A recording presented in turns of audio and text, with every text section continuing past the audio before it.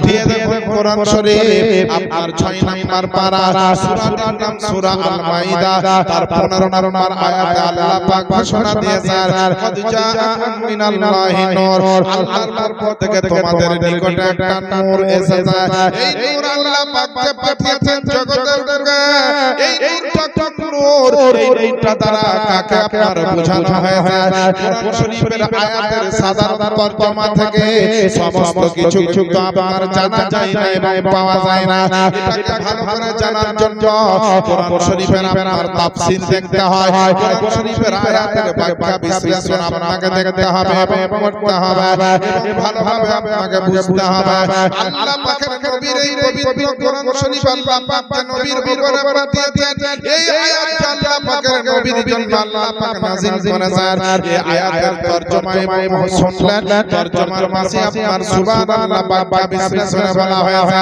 ইন্নাল মুরাদা বিন নূরি হুয়া মুহাম্মাদুর সাল্লাল্লাহু তাআলা আলাইহি ওয়াসাল্লাম নিশ্চয় নূরের মুরাদ হলো আর অন্য কেউ নয় এটার মুরাদ হলো আমার দয়ার নবী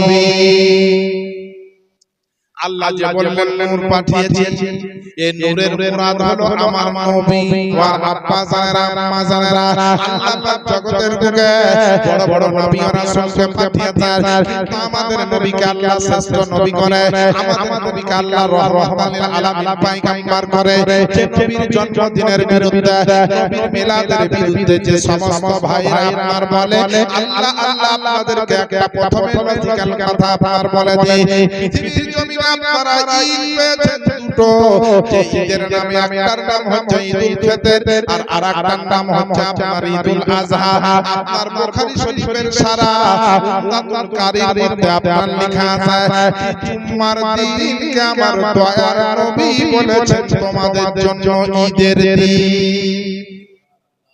জুম্মার দিনকে নবী বলেছেন এটা ঈদের দিন সাহাবায়ে کرام জিজ্ঞেস করলেন ইয়া রাসূলুল্লাহ ইয়া হাবিবাল্লাহ নবী গো বলে আমরা জানি মাত্র দুইটা ঈদ হয়েছে আমাদের জন্য আপনি আল্লাহর পক্ষ থেকে দুটো ঈদ করে দিয়েছেন একটার নাম ঈদুল ফিতর একটার নাম ঈদুল আযহা কিন্তু আপনি জুম্মার দিনকে বলছেন আমাদের জন্য ঈদের দিন জুম্মার দিনটা কিসের জন্য আমাদের কাছে ঈদ হবে নবী একটু যদি ব্যাখ্যা বিশ্লেষণ করে বলে দিতেন বলছেন মানব জাতির পিতা এবং আদম নবী হযরত আদম আলাইহিস সালাম তিনাকে আল্লাহ পাক শুক্রবারের দিনে জুম্মার দিনে আল্লাহ তৈরি করেছেন এর জন্য এই জুম্মার দিনটা হলো বিশ্ববাসীর কাছে অর্থাৎ মুসলমানের কাছে মানব জাতির কাছে সবার কাছে এটা হলো ঈদের দিন আল্লাহ আল্লাহ এবার মুসলমান আপনারা বুকে হাত দিয়ে একবার ভাবেন যদি আদম পয়গম্বর তৈরি হওয়ার দিনটা যদি সবার জন্য ঈদের দিন হয় জুম্মার দিনটা যদি আদমকে বাবার জন্য ঈদের দিন হয় তাহলে যেই নবীকে তৈরি না করলে আমার আল্লাহ পাক আদমকে পর্যন্ত বানাতেন না যেই নবীকে তৈরি না করলে আদম নবীকে আল্লাহ সৃষ্টি করতেন না যেই নবীকে আল্লাহ তৈরি না করলে আদম নবীকে আল্লাহ পাক এইভাবে বানিয়ে জগতে আদম জাতির পিতা বানিয়ে মানব জাতির পিতা বানিয়ে আল্লাহ পাঠাতেন না যদি আদম নবীর তৈরি হওয়ার দিনটা বিশ্ববাসীর কাছে ঈদের দিন বলে বিবেচিত হয় তো আমার নবী হলেন আদম পয়গম্বরের নবী তাহলে আমার নবীর আগমনের দিনটা আরো কত মর্যাদাপূর্ণ ঈদের দিন হতে পারে আল্লাহর কোরআন উঠিয়ে দেখুন পবিত্র কোরআন শরীফ 11 নম্বর পারা সূরাটির নাম সূরা ইউনূস 58 নম্বর আয়াতে আল্লাহ পাক বলেন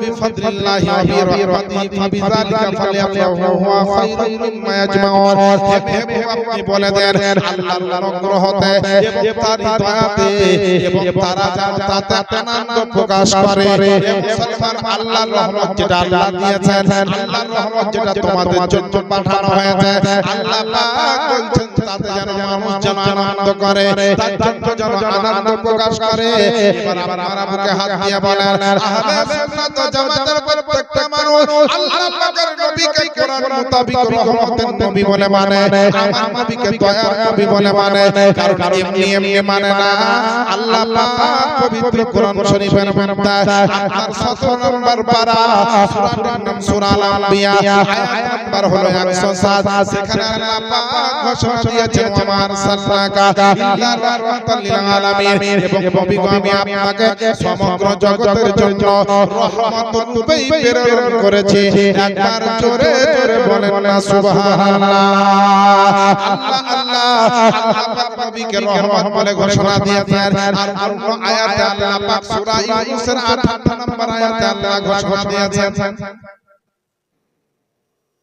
আল্লাহ পাকের আপনার কোরআন শরীফের আয়াতে আল্লাহ পাক আপনার ঘোষণা দিয়েছেন নবীকে রহমত বলে ঘোষণা দিয়েছেন আর অন্য আয়াতে বলেছেন রহমত এবং দয়া যেটা আমি করেছি তোমাদের উপরে সেটার জন্য তোমরা খুশি বা আনন্দ উপভোগ করো আনন্দ প্রকাশ করো কারণ আপনারা তোমাদের বাড়িতে ধন দৌলত অপেক্ষা সেটা হলো সবচাইতে উত্তম আল্লাহ আল্লাহ আমার নবী আপনার নবী আসবেন সারা পৃথিবীর জমিনে যখন নবী আসার টাইম হলো সেই সময় মুসলমান বাবা ভাইরা আমার বিশ্ব নবীর মায়ের পেটে আমার হযরত নবী মুস্তাফা সাল্লাল্লাহু আলাইহি নবী মুস্তাফা মায়ের পেটে আরাম করছেন মায়ের পেটে যখন 6 মাসের বাচ্চা নবীজির আব্বা জান ইন্তেকাল করেছিল আপনারা জানেন ওই নবীজির মা জননী আমার নবীকে পেটের মধ্যে নিয়ে বড় আমার দুঃখ বেদনাতে স্বামী হারা যন্ত্রণা নিয়ে আমার বুকের মধ্যে পাথর লাগিয়ে আপনার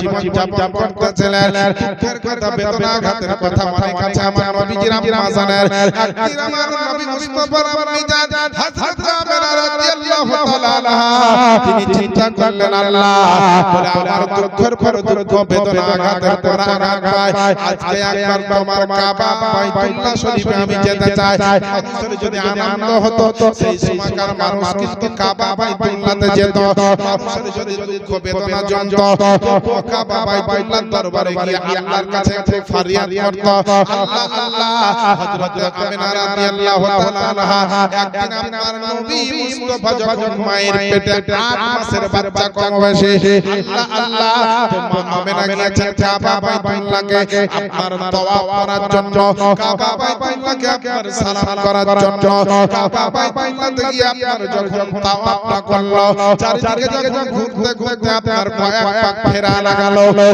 সুমাতে বিশ্ব নবীর মা জননী হযরত আমিনা রাদিয়াল্লাহু তাআলা আনহা আকাশের দিকে তাকিয়ে চোখের পানি ঝরাতে আরম্ভ করেছে রব্বুল আলামিন আমার পেটে একটা বাচ্চা তুমি দিয়েছো তুমি আল্লাহ গো কিন্তু বাচ্চার বাপ বেঁচে নাই বলে এখন আমার পেটের বাচ্চা যখন দুনিয়াতে আসবে তখন তার আব্বার যখন খবর চাইবে আমি সব খবর দিলে তার বাপের খবর দিতে পারবো না মুসলমান আমার বাবারা ভাইরা আমার মা বোনেরা আল্লাহ পাকের নবীর মায়া জননী কান্না করেন কাবা বাইতুল্লাহর সামনে দাঁড়িয়ে চোখের পানিতে বুক ভাসাচ্ছেন আল্লাহ কাকার গায়েবে হুকুম আওয়াজ দিয়ে ওই কাবা বাইতুল্লাহকে বলছে বলে ওরে আমার শোনো পবিত্র ঘর কাবা বাইতুল্লাহ সারা বিশ্ব জগতের মানুষ এসে তোমার দোয়া করে আর তোমার দরবারে আমার নবী মুস্তাফার মা জননী হযরত আমিনা দাঁড়িয়ে আছে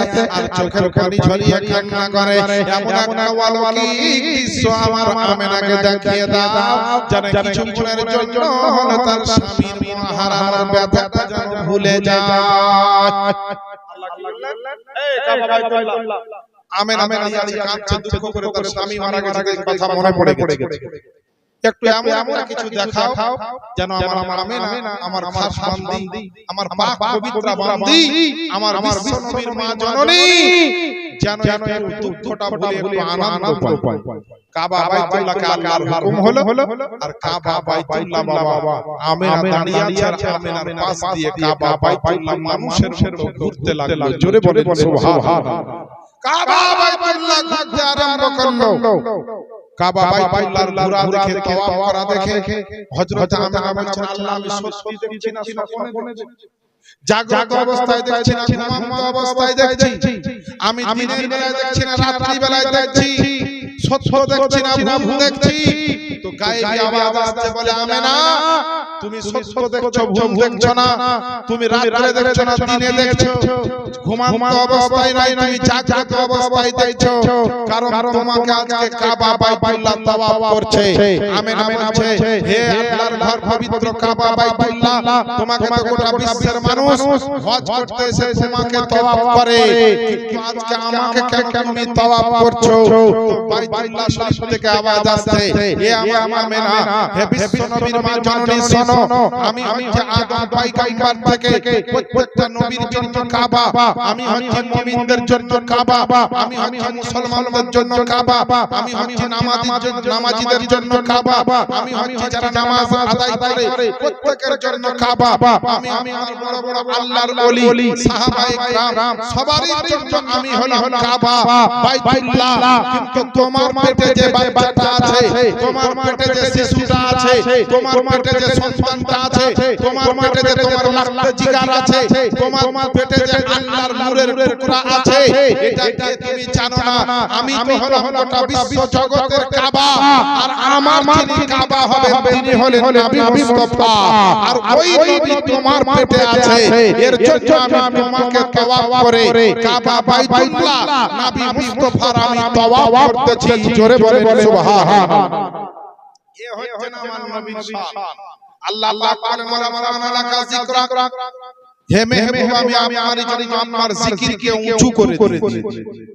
কতটা উঁচু করেছেন নবীর শানকে, নবীর মর্যাদাকে, যে সমস্ত জাহানের উপরে আমার নবীর শান আর নবীর কদম তলে গোটা সৃষ্টি জগৎকে আল্লাহ রেখে দিয়েছেন। জোরে বলে সুবহানাল্লাহ। এই দেখেন বাবা, ওই নবীর মা জননী আপনার বাড়ি আসলেন, এক এক করে দিনের পরে দিন রাতের পরে রাত কাটতে লাগলো, রবিউল আউয়াল মাসের চাঁদ উঠলো, নবীর বাবা ইন্তেকাল করেছে। বললাম বিশ্ব নবীর মা জননী রাদিয়াল্লাহু তাআলা আনহা তিনার ঘরের মধ্যে রাত্রি বেলায় শুয়ে আছে। হঠাৎ করে যেন কেউ আল্লাহ আল্লাহ বলে আল্লাহর জিকির করতেছে। বিশ্ব নবীর মা জননী হযরত আমেনা রাদিয়াল্লাহু তাআলা আনহা তিনি যেন আমার ভয় পেয়ে গেছে যে আমার স্বামী বেঁচে নাই, তারপরে আমার শ্বশুর বাড়িতে নাই, চারিদিকে আমার আত্মীয়স্বজন নিজের গৃহে হয়ে আমার ঘুমিয়ে আছে রাত্রি বেলায়, আমার ঘরে তো কপাল জানালা লাগা বন্ধ করা আছে, কিন্তু আমার বাড়িতে এরকম আল্লাহর জিকিরের আওয়াজ কোন জায়গা থেকে আসে, আল্লাহর জিকিরের আওয়াজ কোন জায়গা থেকে আমি শুনতে পাচ্ছি। গায়ে আওয়াজ আসছে, ও আমেনা তুমি চিন্তা করো না, ভয় পেও না।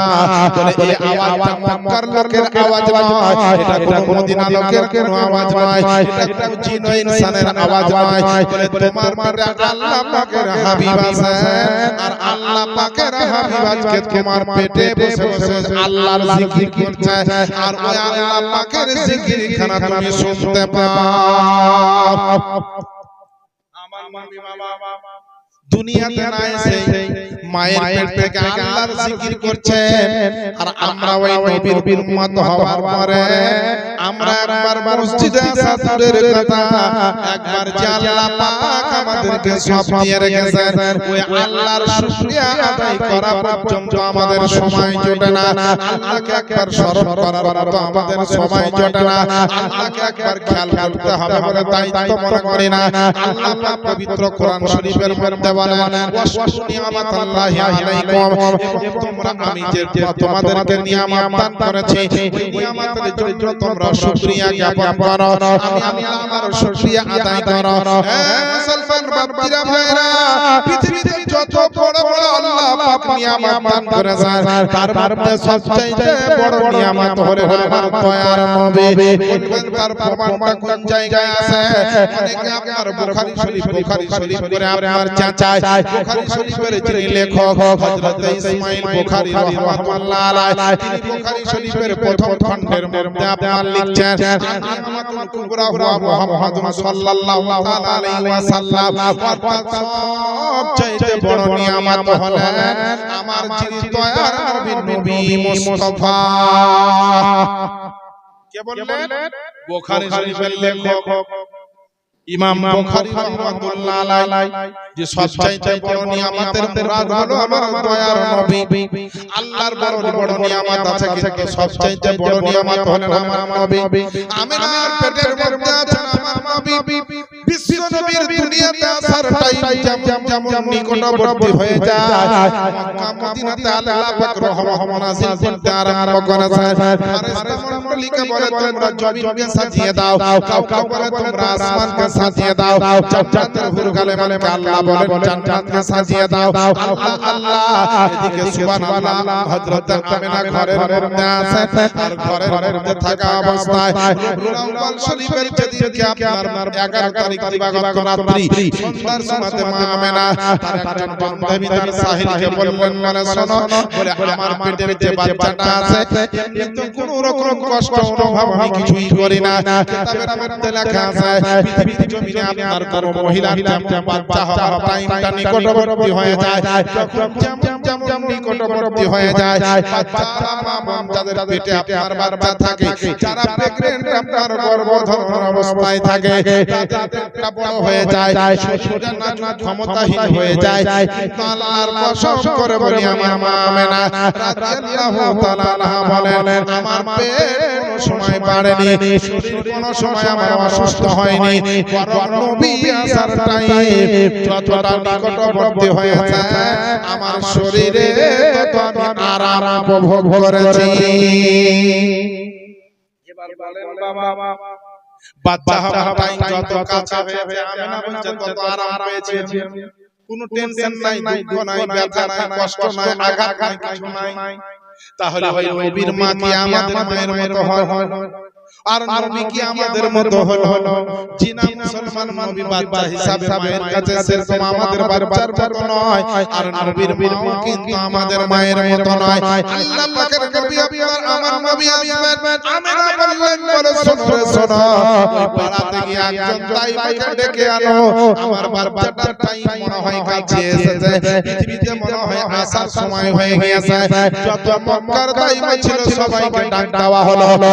আমিনার বাবা স্বামী ছিল না, আমিনার স্বামী আগে ইন্তেকাল করেছিল, আমার বিশ্ব নবীর আব্বা আগে ইন্তেকাল করেছিল। আল্লাহ আল্লাহ তার জন্য কোনো তাইবা আসতে চাইলো না। আমিনার বাড়িতে আমরা যাব না, আমিনার বাড়ি গেলে টাকা পয়সা দেওয়ার মতো তার স্বামী নাই, ওই বাচ্চাটার কোনো বাপ নাই, বাচ্চা হওয়ার জন্য আমরা পরিশ্রম করব তাইবারা, কিন্তু আমাদেরকে টাকা পয়সা কে দিবে? এর জন্য বাবা কেউ আসলো না। আমিনার আর সাহিল বান্ধবী আসার পরে বিশ্ব নবীর মা জননীকে বলছে, আমিনা মক্কার কোনো তাইবা তোমার বাড়ির মধ্যে আসতে চায় না, তোমার স্বামী নাই বলে তুমি হয়তো টাকা পয়সা পারিশ্রমিক হিসাবে দিতে পারবে না বলে কেউ আসতে চাইলো না। বিশ্ব নবীর মায়ের মনে দুঃখ হলো, দুইটা চোখের পানি ঝরিয়ে কাঁদতে লেগেছে। আল্লাহ পাকের নূরের ফেরেশতা হযরত জিবরাইল আলাইহিস সালাম সিদরাতুল মুনতাহা থেকে আমার আল্লাহ পাক আওয়াজ দিয়ে বলে, রব্বুল আলামিন তোমার নবী মুস্তাফার মা জননী একটা স্বামী যেদিন থেকে মারা গেছে সেদিন থেকে তার চোখের পানি কোনোদিন শুকায়নি গো আল্লাহ।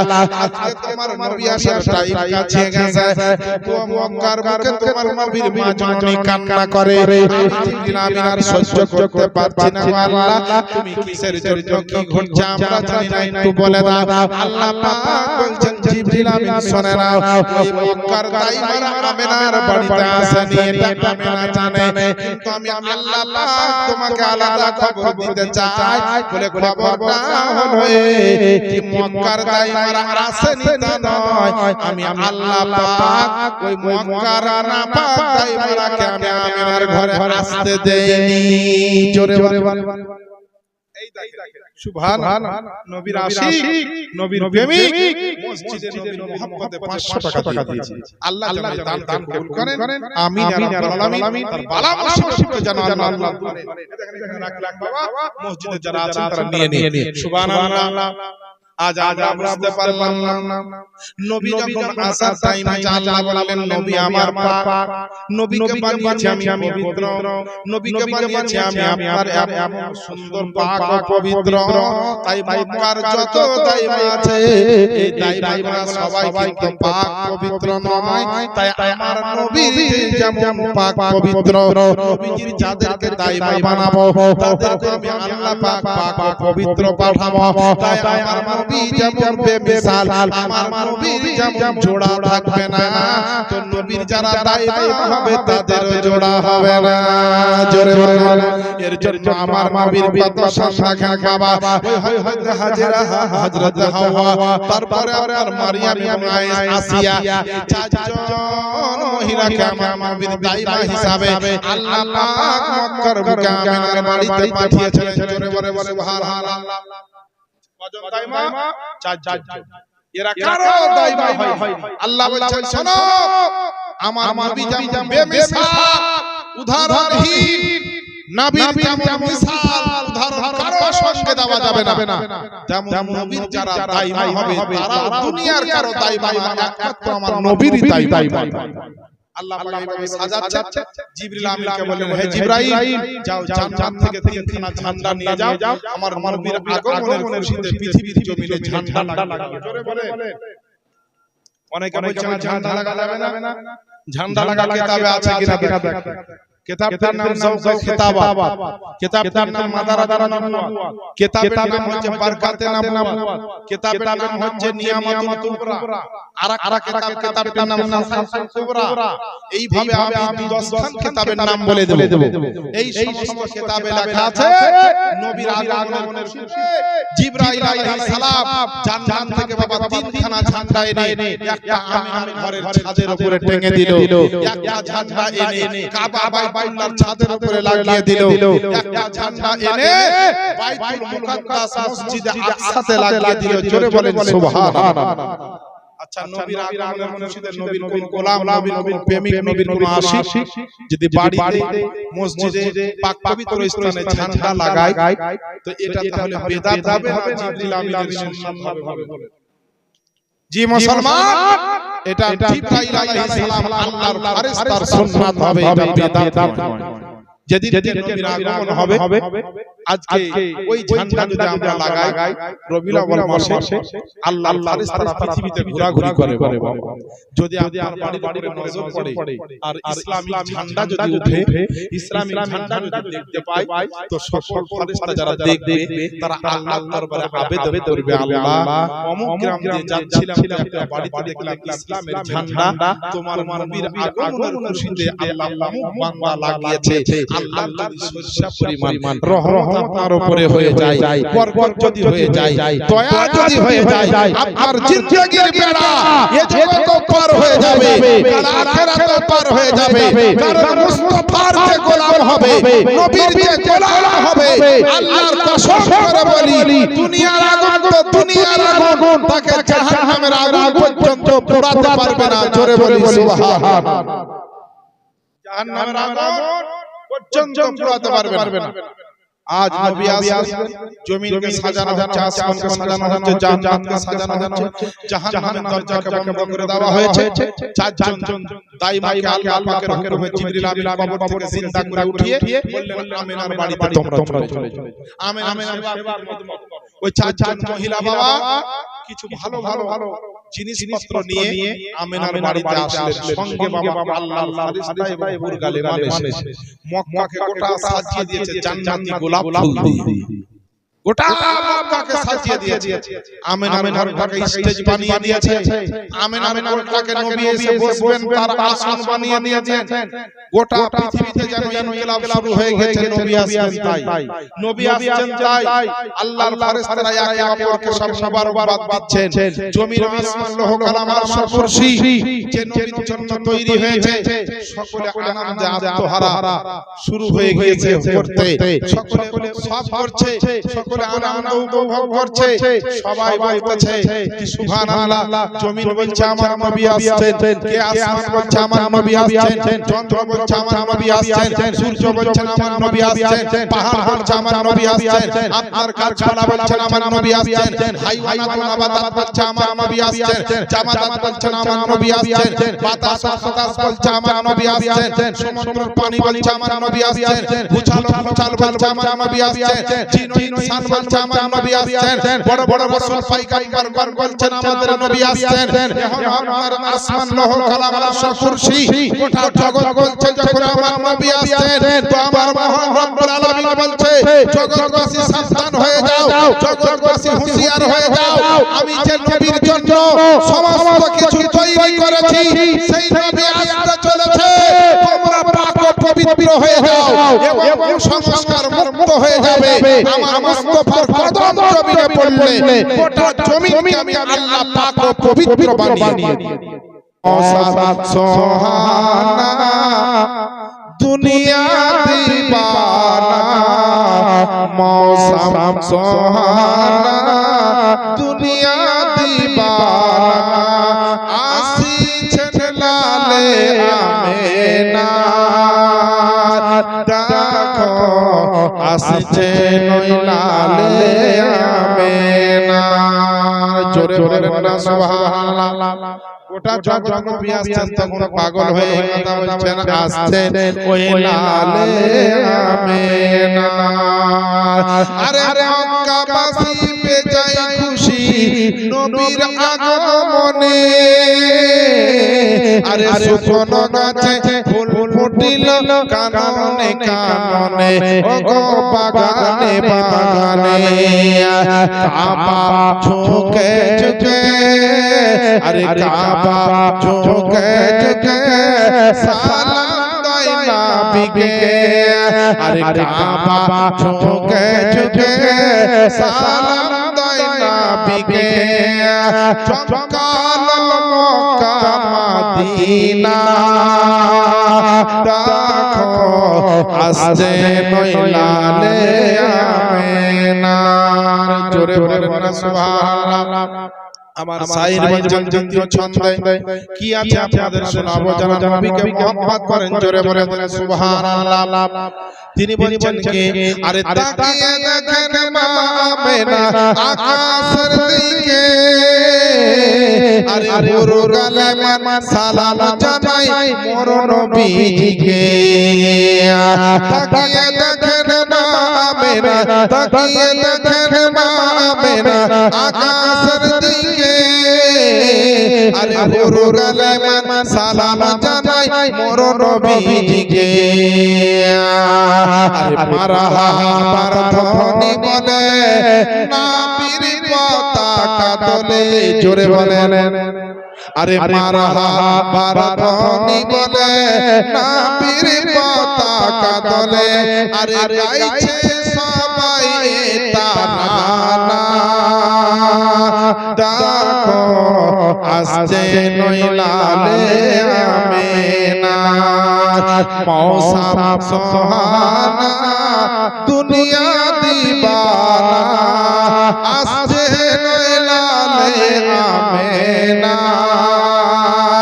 দেখো আসছে ওই লালে আমেনা ব্রাদার ও আমার আব্বা জানেরা আম্মা জানেরা চারজন মহিলা হযরত আমিনা বিবির ঘরে চলে আসলো সবাই আমার নবীর মাকে সালাম দিয়ে বলল আমিনা আপনি কোনো টেনশন নেবেন না আপনি কোনো চিন্তা করবেন না মক্কা শরীফের তাইবা আসলে আল্লাহ পাক আমাদেরকে আপনার খিদমতের জন্য পাঠিয়েছে একে অপরের নিজের পরিচয়গুলো আপনার দিল একজন বলল আমার নাম হচ্ছে হাওয়া আরেকজন বলল আমার নাম হাজেরা আরেকজন বলল আমার নাম হচ্ছে মারিয়াম আরেকজন বলল আমার নাম বিবি আসিয়া আমরা চারজন এসেছি আল্লাহর হুকুমে আপনার সেবা করার জন্য চারজন মহিলা আমিনার সেবা করতে লাগলো হযরত জিবরাইল আলাইহিস সালাম মক্কার বুকে আপনার তিনটা জায়গাতে তিনটা জান্নাতের ঝান্ডা লাগিয়ে দিল আর চারিদিকে আপনার যেন জান্নাতের হুর গালেমান আর চারিদিকে আল্লাহর ফেরেশতা মণ্ডলী এসে যেন আমার নবী মুস্তাফার যেই ঘরে আগমন হবে ওই ঘরটাকে যেন গোল করে আপনার ঘিরে নিয়েছে। আল্লাহ পাকের ফেরেশতা মণ্ডলী আমিনার ঘরের নিকটে আল্লাহ আপনার মুতাইন করেছেন। আল্লাহ পাক ফেরেশতা পাঠিয়ে দিয়েছে যেন আমিনার ঘরের পাশে চারিদিকে যেন আপনার নূরের ফেরেশতার যেন মেলা লেগে গিয়েছে, নূরের ফেরেশতার যেন মেলা বসে গিয়েছে। আল্লাহ আল্লাহ আর চারিদিকে জান্নাতের খুশবু, চারিদিকে জান্নাতের গোলাপ ফুল লাগানো হচ্ছে। মক্কা মদিনাতে যেন ইনকিলাব শুরু হয়েছে, মানুষ শান্তি পেতে আরম্ভ করেছে। আল্লাহ পাকের নবীর মা জননীর কাছে সেই 12 রবিউল আউয়াল শরীফে সুবহ সাদিকের সময় সোমবারের দিনে আল্লাহ পাকের নূরের ফেরেশতাকে হযরত জিবরাইল আলাইহিস সালামকে আল্লাহ পাক বলেন, বলে আমার ফেরেশতা তাড়াতাড়ি করে যাও আমার আমিনার ঘরে আর জান্নাতি পিয়ালায় করে জান্নাতের শরবত বানিয়ে যাও। আল্লাহ সমাজ জান্নাতি পিয়ালায় করে হযরত জিবরাইল আলাইহিস সালাম আল্লাহর হয়ে জান্নাতের শরবত নিয়ে বিশ্ব নবীর মা জননীর ঘরে গিয়ে আপনার হাজির হলেন আর সালাম দিয়ে বললেন, ওগো আমিনা, বলে আল্লাহ পাক তোমার জন্য একটা তোহফা পাঠিয়েছে। এই মুসলমান মানুষের বাচ্চা যখন হয়, অর্থাৎ আমাদের যখন বাচ্চা হয়, যখন প্রসবের যন্ত্রণা উঠে রে বাপজিরা, কাউকে নার্সিং হোমে নিয়ে যেতে হয়, কাউকে আপনার হসপিটালে নিয়ে যেতে হয়, কাউকে অ্যাম্বুলেন্সে করে নিয়ে যেতে হয়, কাউকে আপনার টোটো ভাড়া করে নিয়ে যেতে হয়। হসপিটালে যাওয়ার পরে কারো নরমালে বাচ্চা হয়, কারো আর সিজার করে বাচ্চা হয়, কারো ইনজেকশন লাগে, কারো স্যালাইন লাগে, কারো আর ট্যাবলেট লাগে, কারো আর নার্স লাগে, কারো আর বড় বড় সার্জন ডাক্তার লাগে। তারপরে মহিলাটা ছটফট করে, কত একজন মায়ের কষ্ট হয় একটা বাচ্চা প্রসব করতে। কিন্তু আল্লাহর কসম করে বলি, আমার বিশ্ব নবী যখন আগমন হয়েছিল, আমার মা হযরত আমিনা রাদিয়াল্লাহু তাআলা আনহা এই বাচ্চাকে তখন তিনি যখন আপনার প্রসব করেছিলেন, আমার নবীর মায়ের জন্য অ্যাম্বুলেন্সের দরকার হয়নি, নবীর মায়ের জন্য হসপিটালের প্রয়োজন হয়নি, নবীর মায়ের জন্য নার্সিং হোমের কোনো দরকার হয়নি, নবীর মায়ের জন্য স্যালাইন দরকার হয়নি, নবীর মায়ের জন্য ওষুধ ইনজেকশন ডাক্তার নার্সের প্রয়োজন হয়নি। আল্লাহ পাকের জান্নাতি পিয়ালায় করে জান্নাতের শরবত নিয়ে এসেছে জিবরাইল ফেরেশতা। হযরত জিবরাইল আলাইহিস সালাম যেমন শরবত বানায় না আমিনাকে দিলেন, আল্লাহ পাক আপনার জন্য তোহফা পাঠিয়েছেন, এটা আপনি গ্রহণ করেন। বিসমিল্লাহ শরীফ পাঠ করে আল্লাহ আল্লাহ হযরত আমিনা রাদিয়াল্লাহু তাআলা আনহা যেমন শরবত খানা পান করে নিয়েছে, কিতাবের মধ্যে লেখছে বাবা, ওই কিতাবটির নাম হচ্ছে খাসাইসুল কুবরা। কিতাবটির লেখক হচ্ছে আল্লামা জালালউদ্দিন সিউতি রাহমাতুল্লাহ আলাইহি। এই কিতাবটা দুই খণ্ডে বিভক্ত, আমার কাছে ওই দুইটা খণ্ড আছে মওজুদ। প্রথম খণ্ডের মধ্যে কিতাবের আপনার মুসান্নিফ রাইটার্স লেখক আল্লাহ পাকের নবীর মা জননীকে যে জান্নাতি পিয়ালায় করে শরবত পান করা হয়েছিল, যে শরবতখানা দেওয়া হয়েছিল, এটা ছিল আপনার দুধের চাইতে সাদা, মধুর চাইতে মিষ্টি, মুশকে আম্বারের চাইতে খুশবু, শরবতের চাইতে ঠান্ডা। হযরত আমিনা পাক বিবি যখন আপনার পান করলেন, আল্লাহ আল্লাহ এমন সময় আপনার দুনিয়াতে আলোকিত হতে লাগলো, পৃথিবী সংস্কার মুক্ত হতে লাগলো, পৃথিবীতে নারীর স্বাধীনতা দিতে, পৃথিবীতে মানুষকে জান্নাতি বানাতে, পৃথিবীতে মানুষকে বহু খোদাবাদ দিয়ে এক খোদার ইবাদত করাবার উদ্দেশ্যে, পৃথিবীতে ইসলামের প্রচার করতে, পৃথিবীতে ইসলামকে প্রতিষ্ঠিত করতে, সারা বিশ্ব জগতের গরিবের দয়ালু হয়ে, এতিমদের সাহারা হয়ে, গোলামের মাওলা হয়ে, মুমিনদের ইমামের ইমাম হয়ে, সমস্ত রাসূলদের ইমাম হয়ে, জান্নাতের কমান্ডার হয়ে, জান্নাতের মালিক হয়ে, হাউজে কাউসারের মালিক হয়ে, খাতামান নবিয়্যিন হয়ে, তোহা ইয়াসিন মুদাসসির হয়ে, মুজাম্মিল মুদাসসির হয়ে, আল্লাহ পাক যে নবীকে রহমত বলেছেন, রাহমাতাল লিল আলামিন পয়গম্বর হয়ে আমার নবী আসছেন। সুবহ সাদিকের সময় জিবরিল আমিন বলেন, ইযহারু ইয়া সাইয়্যিদুল মুরসালিন, ইযহারু ইয়া রাহমাতাল লিল আলামিন, ইযহারু ইয়া খাতামান নবিয়্যিন, ইযহারু ইয়া মুহাম্মদ ইবনে আব্দুল্লাহ। এইভাবে আমার নবীকে ডাকতে আরম্ভ করলেন। আল্লাহ পাক বলছেন, বলে হাবিব, ও আমার পয়গম্বরে আযম, আর মাইন্ড থেকো না, আমি আল্লাহ আল্লাহ পাক হুকুম দিচ্ছি তুমি মক্কার জমিনে এবার কদম রেখে দাও। আল্লাহ আল্লাহ দিন আপনার আসতে ছিল, রাত্রি আপনার যেতে ছিল, সমস্ত সংস্কার আপনার মুক্তি হতে ছিল, আর রহমতের বৃষ্টি মক্কার জমিনে হতে ছিল। সেই সময় আল্লাহ পাকের হুকুমে আমার দয়ার নবী আমিনার পেট থেকে আমিনার ঘরে জন্ম নিলেন। সুবহানাল্লাহ সুবহানাল্লাহ। একটু জোরে বলেন না সুবহানাল্লাহ। এ মুসলমান আমার নবী আপনার নবী যেমন জন্ম নিয়েছেন, অর্থাৎ পৃথিবীতে যেমন আগমন হয়েছেন, পৃথিবীতে যেমন ভূমিষ্ঠ হয়েছেন, পৃথিবীতে যেমন আবির্ভাব হয়েছেন, পৃথিবীতে যেমন কদম রেখেছেন, আমিনার ঘরে একটা এমন নূর চমকালো, আমিনার ঘরে একটা আলো চমকালো, আমিনার ঘরে একটা এমন লাইট চমকালো। কিতাবের মধ্যে লিখছে যে হযরত আমিনা বিবি রাদিয়াল্লাহু তাআলা আলাইহা রাদিয়াল্লাহু তাআলা আনহা তিনি বর্ণনা করেন যে আমার একটা আলো চমকেছিল আমার বাচ্চার আগমনের সময়, যে আমি আপনার মক্কার মহল্লার আমার বাড়িতে বসে ওই মুকেশামের মহল্লা পর্যন্ত দেখেছি। সুবহানাল্লাহ সুবহানাল্লাহ। আরে নবী আমার কেমন নবী, আমার নবী কেমন জিন্দা নবী, হায়াতুন নবী। ওই নবীর আগমনের খুশিতে আজ মিলাদ নবী জালসা জুলুস মিছিল ঝান্ডায় এবং লাইট দিয়ে সাজানো হয় বাবা। অনেক বলছেন নবীর কোন সাহাবায়ে کرام তো এমন করে সাজায়নি। আমি বলতে চাই আবু জাহেল হলো লাইটিং এর দোকানের ছিল না। লাইট সাহাবায়ে কেরামরা কিনবে কোথায়? কিতাবের মধ্যে লিখছেন নবীর আগমনের খুশিতে আসমানের তারকাগুলোকে যারা মক্কাবাসীর জন্য আল্লাহ লাইট বানিয়ে দিয়েছিল, প্রত্যেকটা তারকা যেন আমিনার ঘরের দিকে আপনার ঝুঁকে গেছিল। যেমন নীল বলা জ্বলতে পারে, দেখতে মজা লাগে। আমিনার ঘরের চারা সাইডটা মক্কা ভূমিটা যেন এমন আলোকিত হয়ে গেল, চারদিকের আসমানের তারকা যেন আপনার নিচে নেমে এসেছিল।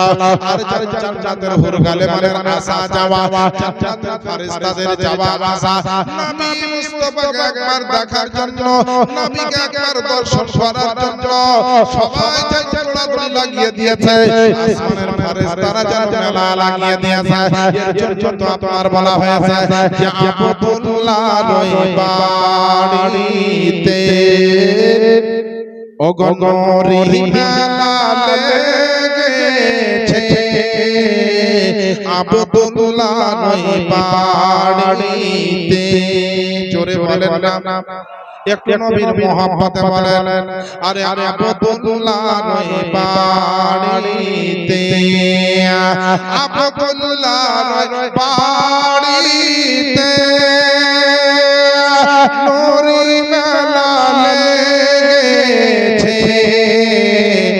আরে দলে দলে চারিধারে, আরে দলে দলে চারিধারে ফেরেশতারা ঘুরিছে আব্দুল্লাহর বাড়িতে। দয়ার নবী নবী আবার নবী এসেছেন, ওই নবীর মদিনাকে জন্য সবাই প্রেম করে মহব্বত করে ভালোবাসে। সুন্নি জামাতের লোকের জন্য নবীকে যেমন ভালোবাসে, নবীর মদিনাকে তত ভালোবাসে। এর জন্য আমরা শুধু নবীকে নূরের নবী বলে মানি তাই নয়, নবীকে জিন্দা নবী হায়াতুন নবী বলে মানি তাই নয়, নবীকে নবী বলে মানি। আমরা জানি নবী হলেন কাবার কাবা, আমার নবী হলেন কাবার কাবা। সারা দুনিয়ার কাবা হলো কাবা বাইতুল্লাহ, আর কাবার কাবা হলো নবী মুস্তাফা। আমার সাইন বলে আরে চলো যাব মদিনাতে, আরে চলো যাব মদিনাতে, দয়ার নবীর দেশেতে চলো যাব মদিনাতে, চলো যাব মদিনাতে, তোর নবীর দেশেতে, আরে মদিনাতে কাবার কাবা, আরে মদিনাতে কাবার কাবা, রহমতের নবী রয়েছে আব্দুল্লাহ বাড়িতে একবার জোরে বলেন আমাদের দিয়ে যদি সুবহানাল্লাহ আলহামদুলিল্লাহ আল্লাহ আল্লাহ নারায়ে তাকবীর নারায়ে রিসালাত এর উচ্চারণগুলো যদি আমাদের মুখ দিয়ে না বের হয় আযান যদি মুখ দিয়ে না বের হয় সূরা ফাতিহা সূরা ইখলাস যদি মুখ দিয়ে না বের হয় কোরআনের আয়াত যদি মুখ দিয়ে না বের হয় তার কিসে মুসলমান টুপি দেখিয়ে মুসলমান জিনা মুসলমান হবে না দাড়ি দেখিয়ে মুসলমান জিনা দাড়ি দিয়ে মুসলমান হবে না পাঞ্জাবি পরে মুসলমান পাঞ্জাবি দিয়ে মুসলমান হবে না ঈদ বকরা ঈদের ভালো নতুন জামা গায়ে দিয়ে মুসলমান জিনা মুসলমান হবে না সারা দিন না খেয়ে লোককে দেখালেন রোজা করলাম এই রকম আর হারাম খাবার খেয়ে রোজা করলেও রোজাই মুসলমান হবেন না যাকাত যদি ঠিকমতো না হয় যাকাত দিয়ে মুসলমান আপনি গ্যারান্টি দিতে পারবেন না আগে হলো ঈমান আর পরে হলো ইবাদত যদি ঈমান ঠিক থাকে তো ইবাদত ঠিক থাকবে আর ঈমানের মূল হলো আল্লাহর পরে মুস্তাফার সঙ্গে মুহাম্মাদের সম্পর্ক থাকতে হবে যদি মুস্তাফার দরবারে কামিয়াবি হয়ে যায় আল্লাহর দরবারে কামিয়াবি হয়ে যাবে কারণ আল্লাহর কোরআন বলছে মাইয়ির রাসূলা ফাকাদ আতাআল্লাহ যারা রাসূলের ইতাআত করলো তারা আল্লাহর ইতাআত করলো যারা রাসূলকে মানলো আল্লাহকে মানলো যারা রাসূলকে ভালোবাসলো আল্লাহকে ভালোবাসলো যারা রাসূলকে মহব্বত করলো আল্লাহকে মহব্বত করলো এর জন্য বলি বাবা কারণ আমার নবী আসার আগে নামাজ কিন্তু ছিল না নবী আসার আগে রোজা কিন্তু ছিল না নবী আসার আগে হজ কিন্তু ছিল না নবী আসার আগে যাকাত কিন্তু ছিল না নবী আসার আগে জুম্মা কিন্তু ছিল না নবী আসার আগে জানাজা কিন্তু ছিল না নবী আসার আগে তারাবিহ কিন্তু ছিল না নবী আসার আগে আপনার ইসালে সালাত করা ছিল না নবী আসার আগে সবে বারাত ছিল না নবী আসার আগে সবে মেরাজ ছিল না নবী আসার আগে সবে কদর ছিল না নবী আসার আগে আল্লাহর কোরআন ছিল না এক আল্লাহর ওয়াহদানিয়তের প্রচার প্রতিষ্ঠিতভাবে ছিল না নবী এলেন আল্লাহ একে একে সব দিলেন প্রথমেই কিন্তু আসমান আল্লাহ সব দিয়ে দেয় তোমাদের উপর নামাজ ফরজ করে দেওয়া হলো আল্লাহ কিন্তু বলেন নবীর যখন মিরাজে গেলেন নবীর বয়স 49 বছর দুনিয়াবি বয়স তখন আল্লাহ মুসলমানের উপরে নামাজ ফরজ করলেন তাহলে 49 বছর নবীর উপরে আল্লাহ নামাজ কেন দিলেন প্রশ্ন করবেন না মনকে যাকাত কেন আল্লাহ তার আগে দিলেন নবী মদিনাতে আসেন তারপর রোজা ফরজ হলো জুম্মা হলো তারপরে হজ যাকাত হলো সব নবী মদিনায় আসেন তার আগে কিছু ছিল তাহলে আল্লাহ তার আগে দিলেন না কেন আল্লাহ আলিমুল গায়ব আল্লাহ সব জানেন যা হয়েছে যা হচ্ছে যা হবে সব জানেন আল্লাহ আল্লাহ দেখবেন যে যারা নামাজ পড়বে নামাজ পড়ার মতো ঈমান বান্দা আগে তৈরি হবে তারপর নামাজ যাকাত করার মতো লোক তৈরি হবে তারপর যাকাত দিব হজ করার মতো লোক তৈরি হবে তারপরে হজ দিব যখন আল্লাহর রাসূলের পরিচালনায় যেইভাবে তৈরি হয়েছে যখন যেটা প্রয়োজন আল্লাহ পাক তখন দিয়ে দিয়েছেন তাহলে এখান থেকে বোঝা গেল যে শুধু নামাজের উপর ভর করে নিজেকে মুসলমান বললে হবে না রোজার উপরে ভর করে মুসলমান বললে হবে না যাকাত ও হজের উপরে ভর করে নিজেকে মুসলমান বললে হবে না কোরআন পাঠ করার উপরে ভর করে কেউ নিজেকে মুসলমান বললে হবে না ঈদ বকরা ঈদ পালন করে নিজেকে মুসলমান বললে হবে না বরং মুসলমান সেই ব্যক্তি বলবে যে লা ইলাহা আহাদুকুম হাত্তা কুনা হাব্বা ইলাইহি মিন ওয়ালিদিহি ওয়া ওয়ালাদিহি ওয়া নাসি আজমাইন এই হাদিসের উপরে আমল করে নিবে এবং মাইয়ির রাসূল ফাকাদ আতা আল্লাহর উপরে আমল করে নিবে সেই ব্যক্তি দুনিয়াতেও বলবে মুসলমান কাল আখিরাতেও মুসলমান হিসাবে তাকে আল্লাহ জান্নাত नारे तकबीर नारे तकबीर नारे रिसालत फतेहा दोस्तहाम 12 रबीउल अव्वल नारे तकबीर नारे रिसालत सरकार की आमद मरहबा सरकार की आमद मरहबा दिलदार की आमद, मरहबा मक्की की आमद, मरहबा मदनी की आमद, मरहबा की आमद, मरहबा यासीन की आमद, मरहबा सच्ची की आमद, मरहबा यार की आमद, मरहबा मोहब्बत की आमद, मरहबा नबी की आमद। मरहबा ये बिरादरान इस्लाम पुकारो या रसूल अल्लाह या हबीब अल्लाह। আমরা ইয়া রাসূলুল্লাহ ইয়া হাবিবাল্লাহ বলি এবং মানি। বলেন ইয়া রাসূলুল্লাহ ইয়া হাবিবাল্লাহ। ऊंची में ऊंचा नबी का झंडा, ऊंचियों में ऊंचा नबी का झंडा, घर घर में लहराओ, घर घर में लहराओ। पुकारो या रसूल अल्लाह या हबीब अल्लाह। जोरे या रसूल अल्लाह या हबीब अल्लाह। तेरे नस्ल पाक में है बच्चा बच्चा नूर का, तू है आईने नूर तेरा सब घराना नूर का। सुभान अल्लाह सुभान अल्लाह। तेरे नस्ल पाक में है बच्चा बच्चा नूर का, तू है आईने नूर तेरा सब घराना नूर का। ऊंची में ऊंचा नबी का झंडा, ऊंची में ऊंचा नबी का झंडा, रिफत आला नबी का झंडा, अज़मत वाला नबी का झंडा, बरकत वाला नबी का झंडा, घर घर में लहराओ, घर घर में लहराओ। पुकारो या रसूल अल्लाह या हबीब अल्लाह या रसूल अल्लाह या हबीब अल्लाह। নবী যখন আগমন করলেন, আল্লাহ ফেরেশতারা কিসের জন্য এসেছিলেন? নবীকে দেখতে সাইর ইসলাম আমার সরকারে আলা হযরত ইমাম আহমদ রাজা লিখছেন। জোরে বলে সুবহানাল্লাহ। তিনি বলছেন সুবহ ইমামে হুই बड़ा है माड़ा नूर का, सदका लेने नूर का आया है तारा नूर। सुभान अल्लाह सुभान अल्लाह।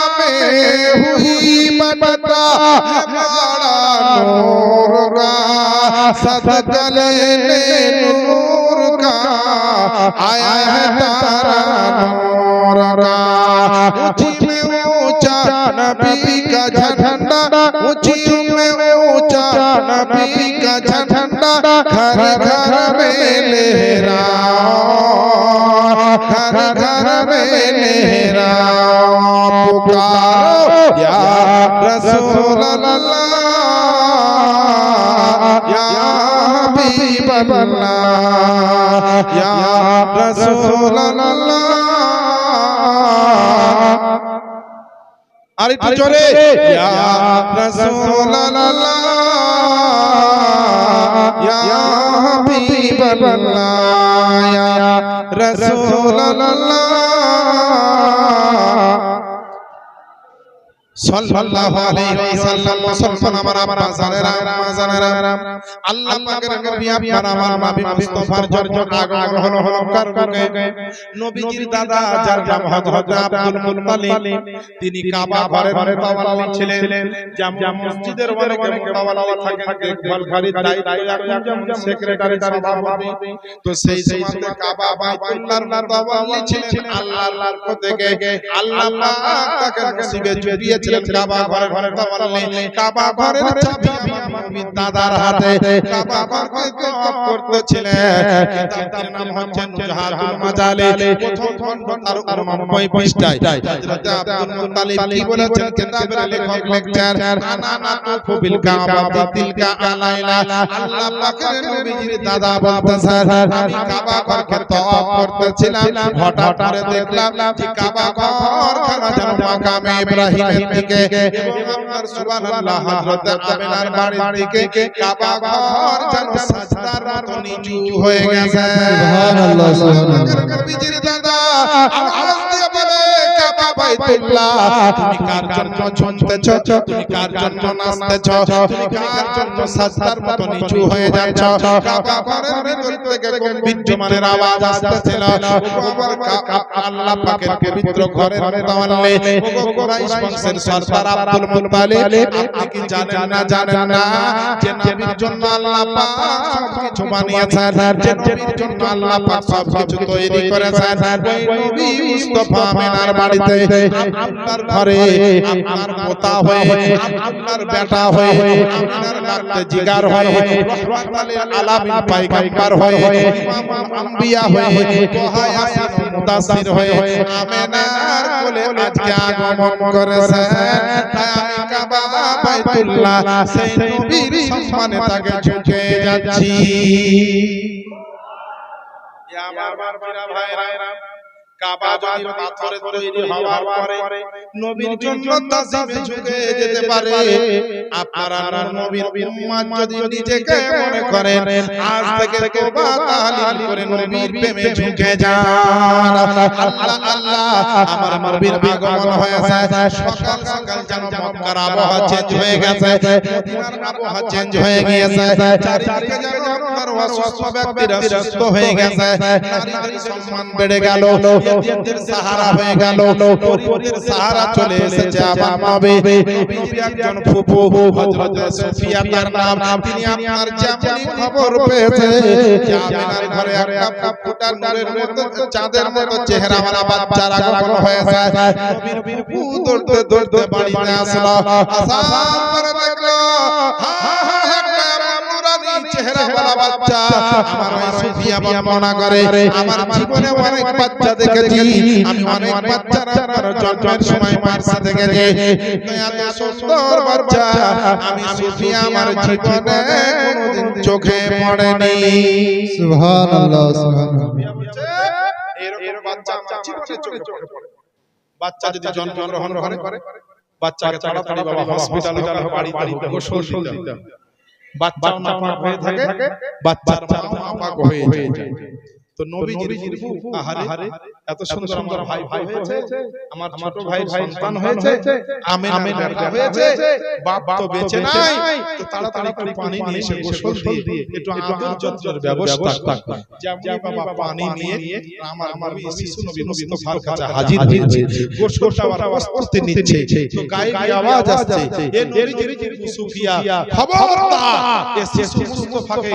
এ শিশু মুহাম্মদ সাল্লাল্লাহু আলাইহি ওয়াসাল্লামকে তুমি গোসল দিও না বলছে কেন গোসল দিব না বাচ্চাটা মায়ের পেট থেকে এসেছে গোসল দিতে হয় প্রত্যেকটা বাচ্চাকে একে কেন দিব না ব্যতিক্রম রাখি তো আওয়াজ আসছে শোনো এই বাচ্চা দুনিয়ার সব বাচ্চার মতো নয় এই মা দুনিয়ার মায়ের মতো নয় এই বাচ্চাকে তোমরা বাচ্চা দেখতেছো কিন্তু ইনি হচ্ছেন ইমামুল আম্বিয়া ইনি হচ্ছেন রাহমাতুল আলামিন পয়গম্বর বলে মুহাম্মদ সাল্লাল্লাহু আলাইহি ওয়াসাল্লামকে গোসল দেওয়ার দরকার নাই তুমি কি মনে করেছো তোমার ভাতিজা নাপাক হয়ে এসেছে বলে না দুনিয়াতে যত নাপাকি আছে সমস্ত নাপাকিকে দূর করার জন্য এই নবী মুস্তাফা পাক ও পবিত্র জান্নাতের রিফাইন করা পানিতে গোসল করে আমার নবী মুস্তাফা সুবহানাল্লাহ সুবহানাল্লাহ এই শিশু বাচ্চার এত বড় মাকাম এত বড় সম্মানের দরজা গায়ে আওয়াজ আসছে আহারে হলে গায়ে তেল লাগে গোসল দরকার নাই তো তেল মাখিয়ে কাঁচা ছেলে বাচ্চাটাকে মা আপনারা তেল মাখ কাজল দেয় না তো বাবা নবীজির ফুফু হাজার মেয়ে মানুষ বলছে আমি তাহলে তেল মাখিয়ে দিও দাও আমি না কোলে নিয়েছি বাবা শিশু নবী মুস্তাফাকে যেমন তেল মাখাতে যাবে তো আওয়াজ আসছে নবীর গায়ে তেল লাগাবে না, কারণ আল্লাহ পাক নবীর গায়ে জান্নাতের এক নম্বর তেল মাখিয়ে পাঠাবেন। নবীর চোখে সুরমা লাগা আছে, নবীর চোখে কাজল দিতে যাচ্ছে, আওয়াজ আসছে নবীর চোখে আল্লাহর জান্নাতের এক নম্বর সুরমা লাগা আছে, খবরদার সুরমা লাগাবে, কাজল লাগাবে না। আমার দুনিয়ার সব সন্তান জন্মগ্রহণ করার পরে নাভি যে কানেকশন মায়ের সঙ্গে থাকে তার নাড়িটাকে কাটতে হয়। কিতাবে লিখছেন নাফে বুরিদা, নাফে বুরিদা অর্থাৎ এটা ফারসি ভাষা, কিতাবে লেখা আছে যে নাফে বুরিদা এর অর্থ হলো নবীর সঙ্গে তার মায়ের নাড়ি বা যেটা আমরা কানেকশন বলি সেটা আগে থেকে কাটা ছিল। জোরে বলে ভাগ কোনো কানেকশন ছিল না। এখান থেকে বোঝা গেল যে নবীর গায়ের তেল মাখা আলাদা বিষয়, সুরমা লাগা আছে এটাও সবার চাইতে আলাদা বিষয়, গোসল করে এসেছে এটাও আলাদা বিষয়, সব শিশু আছে উলঙ্গ অবস্থায়, আমার নবী এসেছে জান্নাতি পোশাক পরিধান অবস্থায়, আমার সমস্ত শিশু এসে দুনিয়ার জন্য কাঁদে, আমার নবী মুস্তাফা কাঁদছেন, তোমাদের জন্য কাঁদছেন। আমার সমস্ত দুনিয়ার শিশু আছে নিজেও পাক হয়ে যায়, মাকে পাক করে দেয়, আর আমার নবী এসেছেন মা পাক হয়নি, নবীও পাক নয়, মা হলো পাক, আমার নবী মুস্তাফাও পাক। নবীর গা থেকে দুর্গন্ধ নয় বরং জান্নাতের মুশকে আম্বারের খুশবু পাওয়া যাচ্ছে। নবী দূর গিয়েছে, নবীর আগমনের খুশিতে একদিকে নূর চমকাচ্ছে, আর একদিকে আল্লাহর রহমত নাজিল হচ্ছে, আর এদিকে আমার নবীর গায়ের খুশবুতে মনে হচ্ছে গোটা মক্কায় মাতওয়ারা হয়ে গেছে। জোরে বলি সুবহান। সেই নবীর উম্মত আমরা, যেই নবীর এত শান বয়ান করলে আপনারা শুনে শেষ করতে পারবেন। আমার বাপজিরা ভাইরা, এই নবীকে পেয়ে আমরা এই নবী আল্লাহ তৈরি করবেন। আল্লাহ বলে দিয়েছেন কোরআন শরীফে যে ওয়াফাতামান নাবিয়্যিন, এটাই নবুয়তের দরজাকে সমাপ্ত করা হলো, নবুয়তের দরজাকে খতম করে দেওয়া হলো, শেষ করে দেওয়া হলো, এন্ড করে দেওয়া হলো, এরপরে আর হবে না। তাহলে শেষ নবী আসলেন, আমার নবী কিন্তু তৈরি সবার আগে আসলেন, কিন্তু সবার, কারণ যে কোন জায়গায় দেখবেন যিনি প্রধান বক্তা হন বা প্রধান ব্যক্তিত্ব হন সবাই আসবে আগে, উনি আসবেন সবার শেষে, নাকি না? আজকে ধরেন আপনাদের এই পবিত্র জালসা আমি অধু নাগারা কি ধরেন প্রধান বক্তা বানিয়েছি, তাহলে সন্ধ্যা থেকে অনেক আলেম ওলামা আপনাদের যোগ্য ইমাম গোলাম খুব যোগ্য আলেম, হ্যাঁ খুব ভালো ছিল, উনি বললেন হুজুর আপনি প্রধান বক্তা, আপনি উনিবেন সব শেষ। তো আমি তো এসেছি অনেক আগে, কিন্তু আমি এলাম কেন শেষে? এটা একটা সাম্মানিক একটা প্রথা, যিনি প্রধান হবেন, যিনি শ্রেষ্ঠ হবেন, সেই স্টেজের শেষ বক্তা প্রধান বক্তা তিনি সবারই শেষ। তো আল্লাহ পাককে জিজ্ঞেস করা হলো, হে রব্বুল আলামিন তুমি আদমের আগে তোমার নবীকে বানিয়েছো, কিন্তু সব নবীর শেষে কেন তোমার এই নবীকে পাঠালে? আল্লাহ পাক বলছেন শোনো, কোন নবীর উম্মতকে আমি বিনা হিসাবে জান্নাতে দিব না, শুধুমাত্র আমার আখেরি জামানার যিনি নবী হযরত মুহাম্মদ সাল্লাল্লাহু অর্থাৎ আমাদের নবী, জিন্দা নবী, আল্লাহর পয়গম্বর হাবিবে আযম, এই নবীর উম্মতকে আমি আল্লাহ বেশ কিছু মানুষকে বিনা হিসাবে জান্নাতে দিব। তো বলো, যদি আমার নবীর পরে অন্য নবীকে পাঠায় তাহলে অন্য নবীও আসবেন, নবীর উম্মতেরাও আসবে। আমার নবী কি করে গেলেন, আমার নবীর উম্মতেরা দুনিয়াতে কি করে গেলেন, তারা কিন্তু জানতে পারবে হাসরের ময়দানে। আমি তো বেনামাজিকে নবীর গোলামের জন্য বিনা হিসাবে জান্নাতে দিতে পারি, আমি তো বেরোজগারকে আমি বিনা হিসাবে হয়তো জান্নাতে দিতে পারি, তখন হয়তো অন্য নবীর উম্মত যদি জেনে নাই আমাকে আল্লাহর দরবারে আবেদন করতে পারে।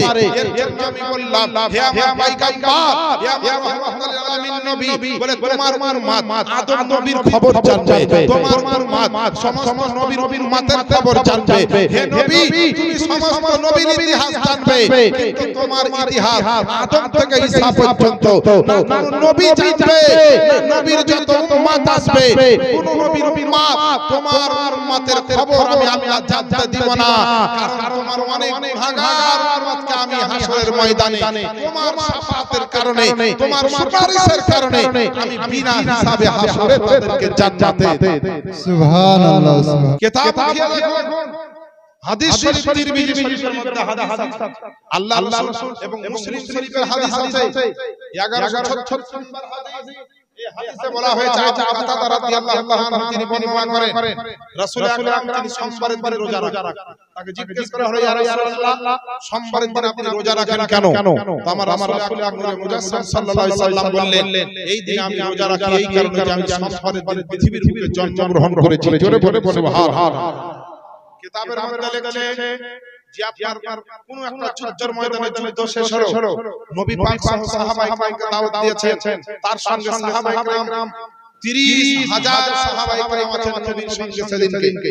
হযরত আব্বাস রাদিয়াল্লাহু তাআলা আনহু খাবারের ব্যবস্থা করেছেন, নবীর কাছে অনুমতি চাইলেন, ইয়া রাসূলুল্লাহ আপনি যদি অনুমতি দেন তো খাবারের আগে আপনার আমি মিলাদ করতে চাই, মানে আপনার প্রশংসা করতে চাই। জোরে বলেন সুবহানাল্লাহ। নবী আমার বললেন, আল্লাহ তোমাকে বরকত দেক, তোমার চেহারাতে আল্লাহ নূর দেক। হাদিস আছে আমার কাছে। আমি মসজিদের ভিতরে প্রোগ্রাম হচ্ছে বলে ল্যাপটপ কম্পিউটার আনিনি, না তো আমি 55 থেকে 60,000 টাকা ল্যাপটপ কম্পিউটার 2.5 থেকে 3,000 কিতাব লোড করা আছে। কোন কোন কিতাবে মিলাদ করা যায়, জুলুস করা যায়, ঝান্ডা করা যায়, কোরআন শরীফে নবীর প্রশংসা, মিলাদ মাহফিলের কথা আছে না নাই, নবীর জন্মদিনের কথা আছে না নাই, আপনাকে আমি বলে দিতে পারতাম, তবে আয়াতগুলো বলে দিচ্ছি, দেখাতে পারবো না, কম্পিউটার আনেনি। আপনি মাথায় রাখবেন হযরত ইয়াহইয়া এবং হযরত ঈসা আলাইহিস সালামের জন্য আল্লাহ আয়াত নাযিল করেছিলেন। কি বলে আয়াত নাযিল হয়েছে, কেমন আয়াত নাযিল হয়েছে শুনেন। কোরআন শরীফ 16 নম্বর পারা, সূরাটির নাম সূরা মারইয়াম, তার 33 নম্বর আয়াতে আল্লাহ পাক ঘোষণা দিয়েছেন, ওয়াসসালামু আলাইয়া ইয়াউমা উলিদতু ওয়া ইয়াউমা আমুতু ওয়া ইয়াউমা উবআসু হাইয়া। আমার ওই শান্তি আমার প্রতি যেই দিন আমি জন্মগ্রহণ করেছি এবং যেদিন আমি ইন্তেকাল করব এবং যেদিন আমাকে পুনরায় আবার আলামে বারজাত থেকে হাসরের ময়দানে তোলা হবে, এই তিনটা দিনের উপরে সালাম শান্তি বর্ষিত করেছেন আমার মহান রব্বুল আলামিন। কে বললেন? হযরত ইয়াহইয়া এবং হযরত ঈসা আলাইহিস সালাম। তাহলে ঈসা নবীর জন্মদিনে আল্লাহ সালাম জানিয়েছেন, ঈসা নবীর মৃত্যুদিনে আল্লাহ ইয়াহইয়া নবীর ইন্তেকাল দিনকে আল্লাহ সালাম জানিয়েছেন এবং যেদিনকে তাদেরকে আবার তোলা হবে সেদিন আল্লাহ সালাম জানিয়েছেন। তো ইয়াহইয়া নবীর নবী, আমার নবী, ঈসা নবীর নবী, আমার নবী, ইব্রাহিম নবীর নবী, আমার নবী।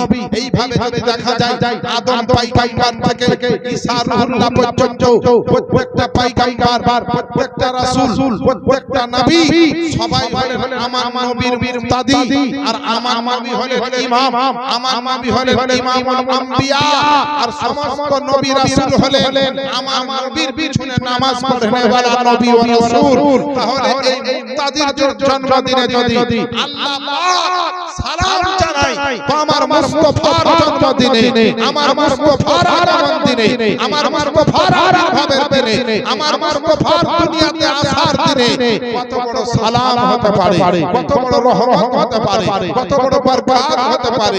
এ বিয়াদরানে ইসলাম, আমরা সুন্নি মুসলমান নবীর মিলাদ জালসা করি, জন্মদিনের খুশিতে কেউ বিরিয়ানি বিতরণ করি, কেউ সিরনি বিতরণ করি, কেউ ফুলের মালা বিতরণ করি, কেউ শরবত বিতরণ করি। মিলাদ জালসার শেষে একটা সিরনি থাকে বাবা, কিন্তু আল্লাহ পাক যেদিন নবীর জন্য মিলাদ করেছিলেন, আপনার সুবহানাল্লাহ, সারা পয়গম্বর নবী রাসূল ওলি আল্লাহ দুনিয়ার সমস্ত মুমিন কাফের মুশরিক সবকে এক জায়গায় হাজির করে আমার আল্লাহ নবীর মিলাদ করেছিলেন।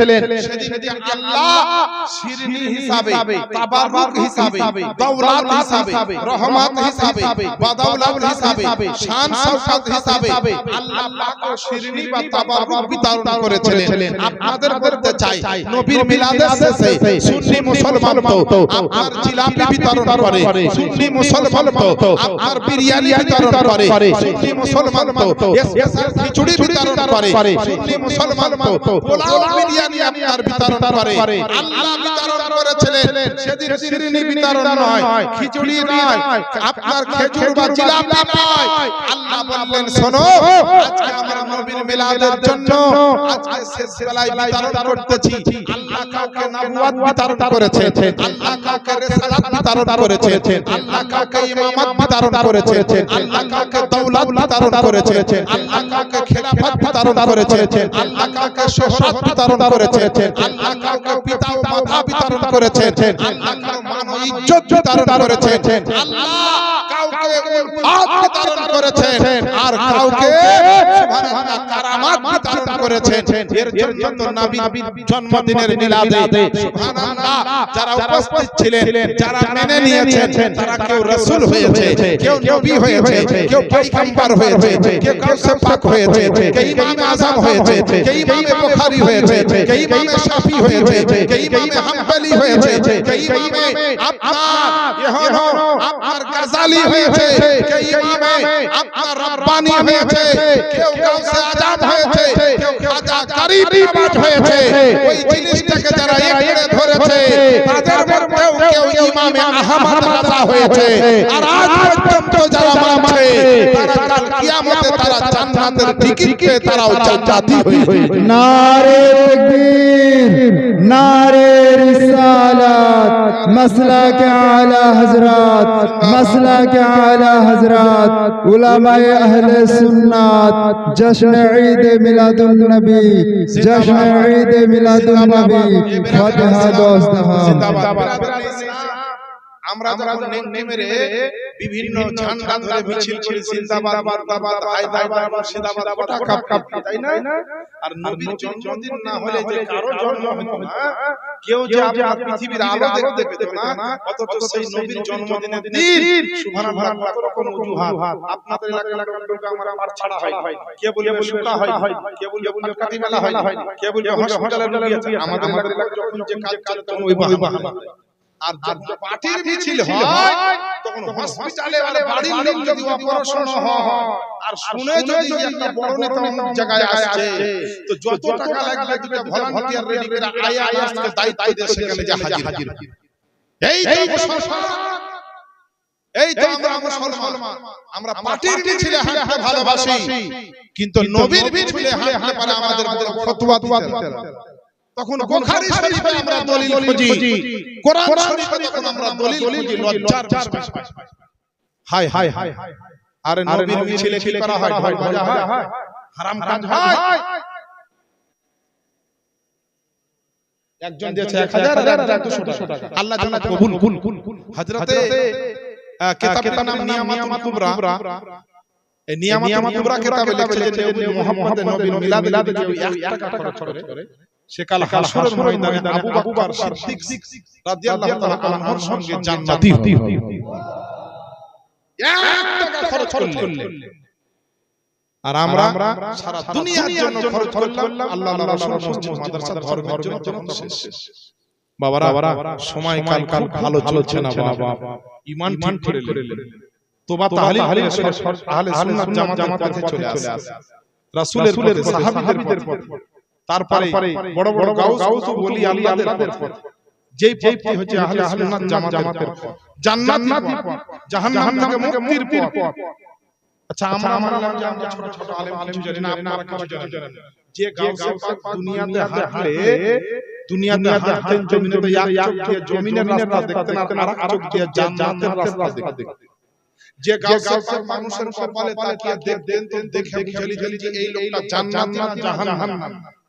ওই মানুষটা আহলে সুন্নাত ওয়াল জামাতের পথে নবীর মিলাদের পক্ষে ছিলেন, নবীর নূর তার পক্ষে ছিলেন, নবীর জন্মদিন পালন করা চলবে তার পক্ষে ছিলেন। তাহলে ওনারা যদি এই পক্ষ থেকে আমাদের শিক্ষা দিয়ে গেছেন, আমরা সেই পথে চলছি যেই পথে আমার আল্লাহ এবং তার রাসূল চলতে বলেছেন। জোরে বলি আলহামদুলিল্লাহ। কিন্তু না বুঝার কারণে বাবা অনেক ভুল হয়ে যাচ্ছে।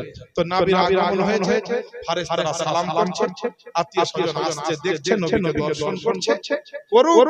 এই জীবনটা আগে বাড়ালে অনেক টাইম লাগবে। আবার আগামীকাল মিছিল আছে, সকালে মিছিলে পা মিলাবেন, হাঁটবেন, পবিত্র অবস্থায় যাবেন, নবীর মিলাদে হাঁটলে আল্লাহ রহমত হবে, অনেক আপদ থেকে বাঁচবেন, আল্লাহ দয়া করবেন। এমন কি আপনার বড় বড় অসুখ আল্লাহ যদি আপনার মিছিলটাকে আল্লাহ কবুল করেন, ভালো একজন আল্লাহর ছিলেন, তাকে সবাই বলেছিল আর বাঁচবে না, সবাই কাঁদছে আর বাঁচবে না। তিনি আল্লাহ বলছেন যে শোনো, জীবন আর হায়াতের মালিক মানে মরণ আর জীবনের যিনি মালিক আল্লাহ তোমাকে জবাব দেবে, তুমি আর বাঁচবে না। আর আল্লাহ রাসূলও বলেননি যে হে আমার তুমি আর বাঁচবে না, তাহলে তোমরা কেন কাঁদছো? আরে উকিল হাকিম বিরাজ বলেছে আমি বাঁচব না, তোমরা চুপ করে থাকো। রাসূল কায়নাত পর দরুদ সালাম পড়তে ঘুমিয়ে যায়। এবার ঘুমন্ত অবস্থায় রাসূল আকরাম তিনি দিদার দিয়ে দিয়েছেন, জোরে বলে সুবহানাল্লাহ। দিদার দিয়ে বলছে বুশরা তাড়াতাড়ি উঠো, বলছে হুজুর আমি তো উঠতে পারি না। ডাক্তার জবাব দিয়ে দিয়েছে, হাকিম কবিরাজ জবাব দিয়ে দিয়েছে, বলছে আমি বলছি উঠো। বলে শোনো তুমি উঠে দাঁড়িয়ে যাও। যেমন রাসূল আকরামের কথা শুনে নবীকে দেখে উঠে নবীর জন্য সালাম করার জন্য উঠে দাঁড়িয়ে গেলাম। দাঁড়িয়ে সালাম করলাম, নবীকে দর্শন করলাম, জিয়ারত করে সালাম করলাম। আমি চিন্তা করছি আল্লাহ আমার সব ভালো হয়ে গেছে, আমি দাঁড়িয়ে গেছি সব হয়ে গেছে। কিন্তু এই কথা যদি সকালবেলায় মানুষকে বলি, মানুষ তো বিশ্বাস করবে না যে তোমার মাঝে নবীর দিদার হয়েছে, তোমার বাড়িতে নবী এসেছিলেন, এটা তো বিশ্বাস করবে না। কি প্রুফ দেখাবো? আমার নবী হচ্ছেন গায়েবের সংবাদদাতা, আমার নবী হচ্ছেন আপনার অদৃশ্যের খবর দেনেওয়ালা নবী। সঙ্গে সঙ্গে তার অন্তরের খবর জেনে নবী আমার একটা চাদরের টুকরা ওই বুশরাকে দিলেন, বলে বেটা বুশরা এইটাই তোমার কাছে রেখে দাও, আর আজ থেকে যদি কাউকে প্যারালাইসিসের অসুখ হয়, হালিজের অসুখ হয়, এই চাদরটা ধুয়ে তাকে পানি পান করিয়ে দিবে এবং অচল জায়গায় ওষুধের মতো লাগিয়ে দিবে, কাজ হবে। আর এই চাদরটা প্রমাণ হিসাবে আমি যে তোমার কাছে এসেছিলাম তুমি রেখে দাও। রাসূলের একটা দিদারে প্যারালাইসিসের মতো ব্যক্তি হালিজ রোগ বলে শরীয়ত তার ভালো হয়ে গেছে, নবী বলেছে ওঠ, তো উঠে গেছে, তো তার প্যারালাইসিস চলে গেছে আর সে সুস্থ হয়েছে। তুমি মানলে মানো, না মানলে মন মানো না। আশিকেরি আসল জান্নাত সোনার মদিনা। সুবহানাল্লাহ সুবহানাল্লাহ।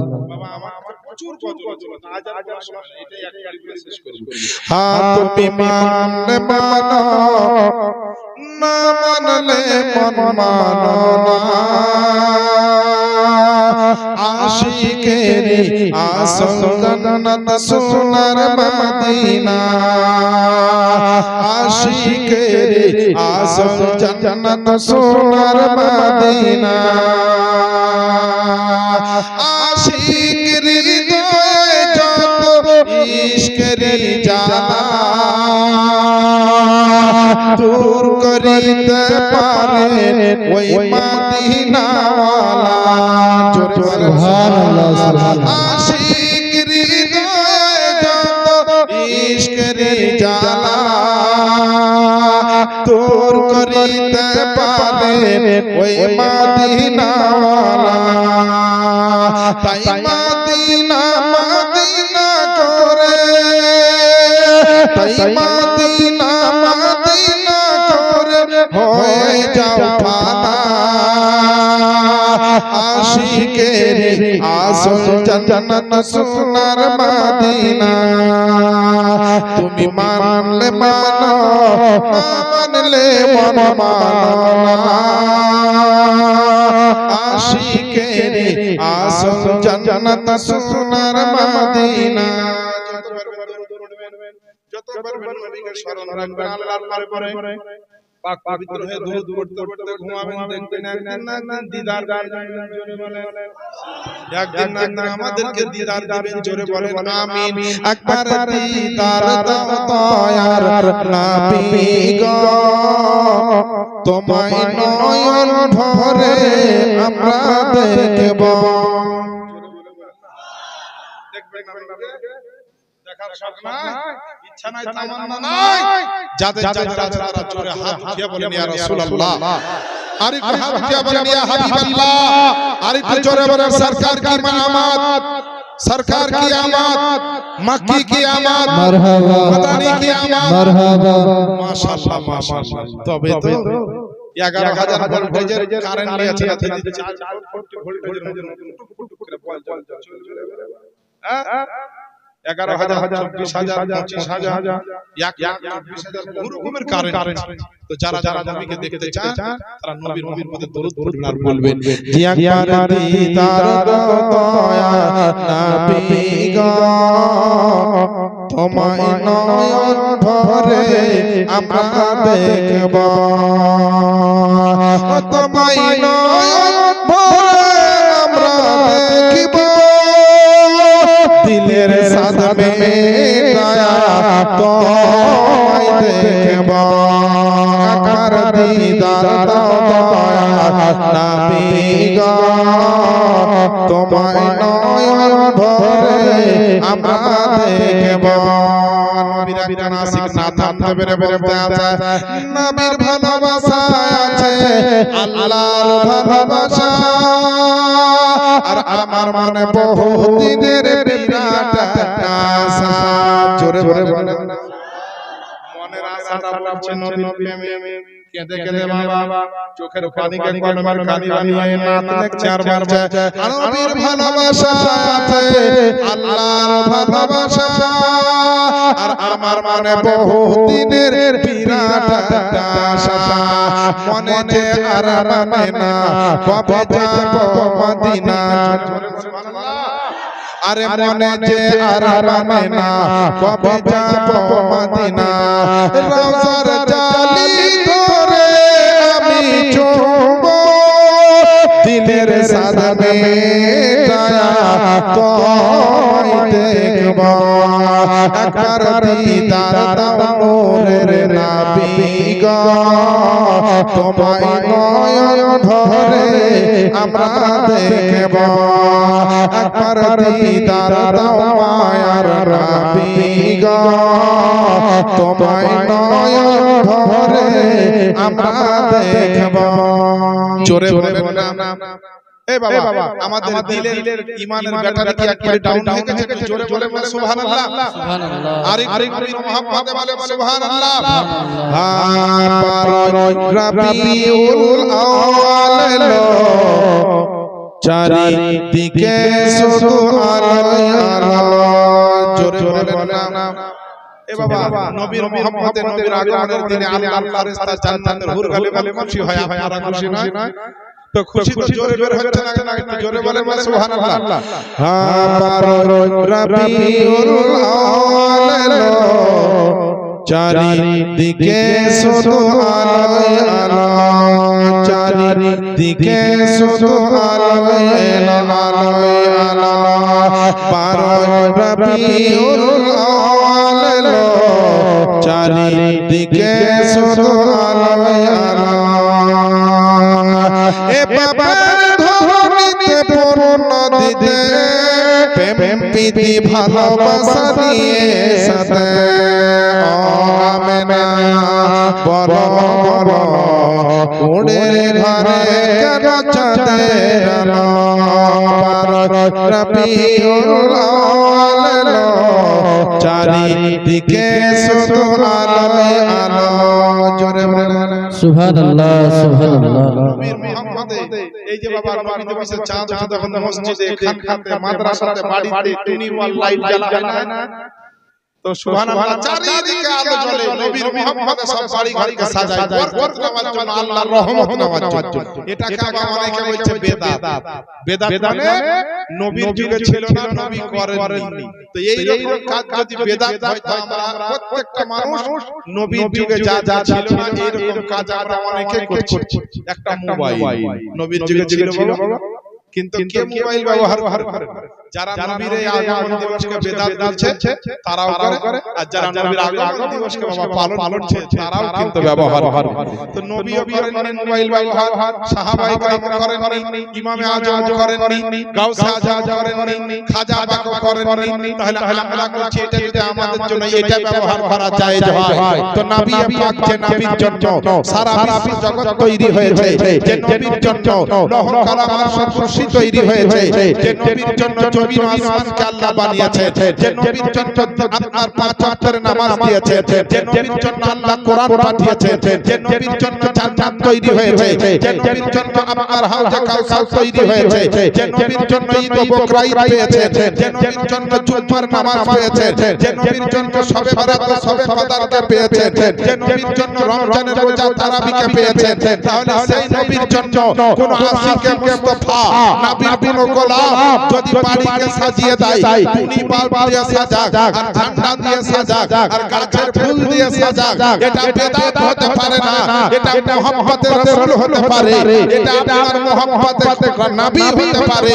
বলে এটা বেদাত নয়, নবীর আশিক নবীর প্রেমিকদের এটা মুহাম্মদের রাসূল। জোরে বলেন সুবহানাল্লাহ সুবহানাল্লাহ এর জন্য সাহেব বড় মুহাম্মতে বলছে যে 12 রবিউল আউয়াল এলো, চারিদিকে শুধু আলোয় আলো, চারিদিকে শুধু আলোয় আলো, এ পাপের ধ্বনিতে পূর্ণ দিতে প্রেম প্রীতি ভালোবাসা নিয়ে সাথে ও আমেনা বলো বলো কুড়ের ঘরে কেন চাঁদের আলো, রবিউল আউয়াল এলো, চারিদিকে শুধু আলোয় আলো। একবার জোরে বলেন নাম সুবহানাল্লাহ একটি নবীর মুহাম্মদ বলেন নাম। অন্যায় জুলুমের হলো অবসান, আর শান্তি সুখের নিয়ে এলো পয়গাম, অন্ধকারেতে ভরা ছিল, অন্ধকারেতে ভরা ছিল, নূরের বাতি এসে জ্বালিয়ে দিল, রবিউল আউয়াল এলো, চারিদিকে শুধু আলোয় আলো, রবিউল আউয়াল এলো, চারিদিকে শুধু আলোয় আলো, চারিদিকে শুধু আলোয় আলো। ব্রাদার কত মর্যাদা সম্পন্ন ঈদের দিন হতে পারে। আর একটা লজিক্যাল কথা শুনেন, ঈদ হলো দুই ধরনের। ঈদের দিন মানে খুশির দিন, ঈদের দিন মানে খুশির দিন, আনন্দের দিন, উৎসবের দিন, আনন্দ উপভোগ করার দিন, তার নাম হলো পবিত্র ঈদের দিন। বুঝতে পারলেন? তো আমরা যে জাশ্নে ঈদে মিলাদুন নবী বলি, ঈদের দিন বলি, নবীর আগমন দিবসটাকে দিনটাকে এটা কোন অর্থে বলি, এইগুলো আমাদের জানা কিন্তু দরকার। আমরা জানি না বলে আমরা অনেক জায়গায় ফেঁসে থাকি, অনেক আর বিপরীতপন্থীদের কিছু প্রশ্ন আসলে আমরা উত্তরগুলো দিতে পারি না। তো আপনারা যারা যেখান থেকে শুনছেন ভালো করে শুনুন। ঈদ যেমন ঈদুল ফিতর, ঈদুল আযহা, এটা হলো ইবাদতের ঈদ। এটা কিসের ঈদ? ইবাদতের ঈদ। আর নবীর জন্মদিনটাকে, খুশির দিনটাকে, আনন্দের দিনটাকে যে আমরা ঈদের দিন বলছি, এই ঈদের দিনটা হলো ঈমান ও আকীদার ঈদ। জোরে বলেন সুবহানাল্লাহ। ঈমান এবং আকীদার ঈদ হলো নবীর জন্মদিনের ঈদ। জন্মদিনটাকে যেটা আমরা ঈদের দিন বলি, এটা হলো ঈমান ও আকীদার দিক থেকে ঈদের দিন।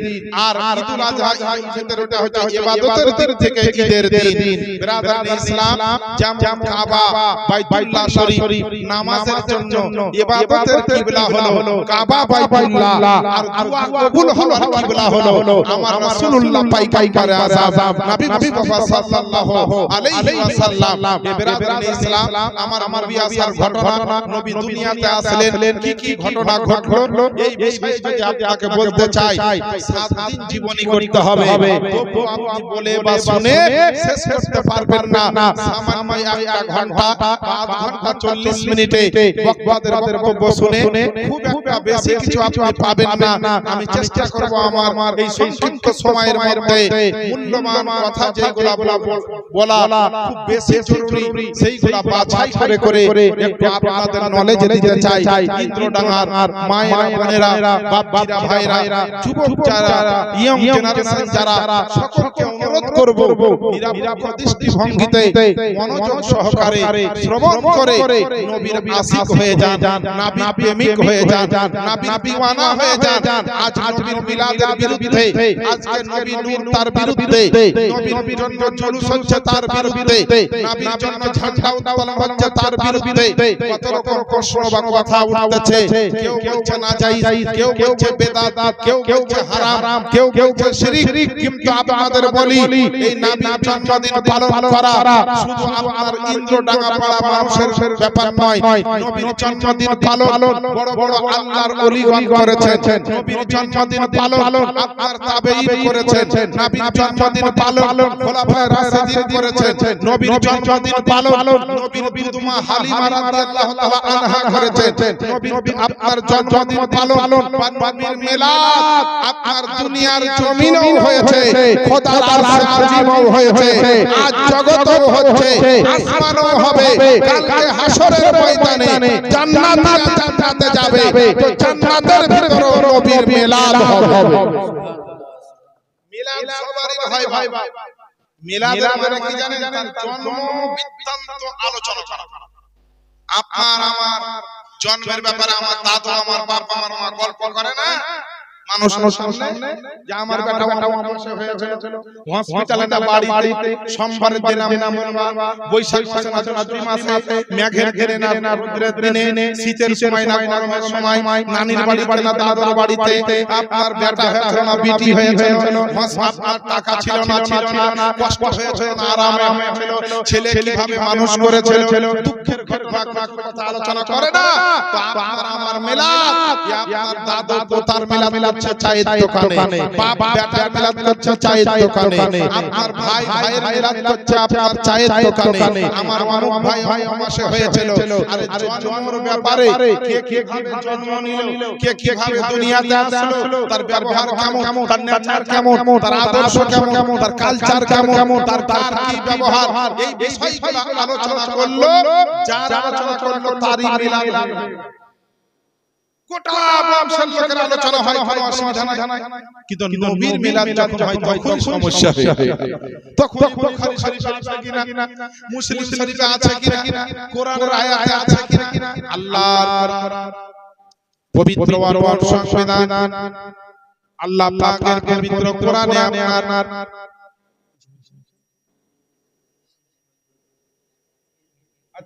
একটা মোবাইল বাইরে মানে নির্দিষ্ট হয়ে গেছে, খোঁজ পাওয়া যাচ্ছে না, মোবাইল যদি কেউ পেয়ে থাকেন দিয়ে দিবেন।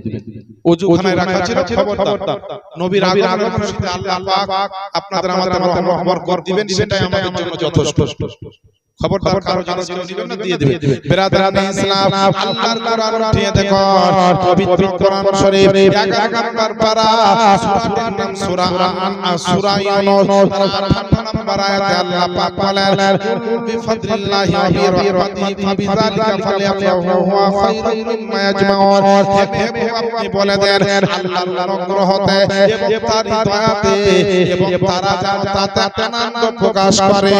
মুসলমান আল্লাহর রহমত যেটা আল্লাহ দিয়েছেন, আল্লাহর রহমত যেটা তোমাদের জন্য পাঠানো হয়েছে, আল্লাহ পাক বলছেন তাতে যেন মানুষ যেন আনন্দ করে, তার জন্য যেন আনন্দ প্রকাশ করে।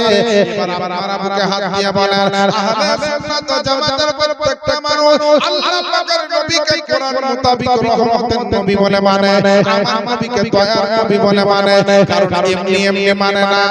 আল্লাহ পাক পবিত্র কোরআন শরীফের মধ্যে আপনার 17 নম্বর পারা, সূরাটির নাম সূরা আল-আম্বিয়া, আয়াত নাম্বার হলো 107। সেখানে আল্লাহ পাক ঘোষণা দিয়েছেন, ওয়া আরসালনাকা ইল্লা রাহমাতাল লিল আলামিন, এবং নবী গো আমি আপনাকে সমগ্র জগতের জন্য রহমত রূপে প্রেরণ করেছি। একবার জোরে জোরে বলেন না সুবহানাল্লাহ। আল্লাহ আল্লাহ আল্লাহ পাক নবীকে রহমত বলে ঘোষণা দিয়েছেন। আর অন্য আয়াতে আল্লাহ পাক সূরা ইউনূসের 58 নম্বর আয়াতে আল্লাহ ঘোষণা দিয়েছেন, আল্লাহ পাকের আপনার কোরআন শরীফের আয়াতে আল্লাহ পাক আপনার ঘোষণা দিয়েছেন নবীকে রহমত, নবীকে রহমত বলে ঘোষণা দিয়েছেন। আর অন্য আয়াতে বলেছেন রহমত এবং দয়া যেটা আমি করেছি তোমাদের উপরে সেটার জন্য তোমরা খুশি বা আনন্দ উপভোগ করো, আনন্দ প্রকাশ করো। কারণ আপনারা তোমাদের বাড়িতে ধন দৌলত অপেক্ষা সেটা হলো সবচাইতে উত্তম।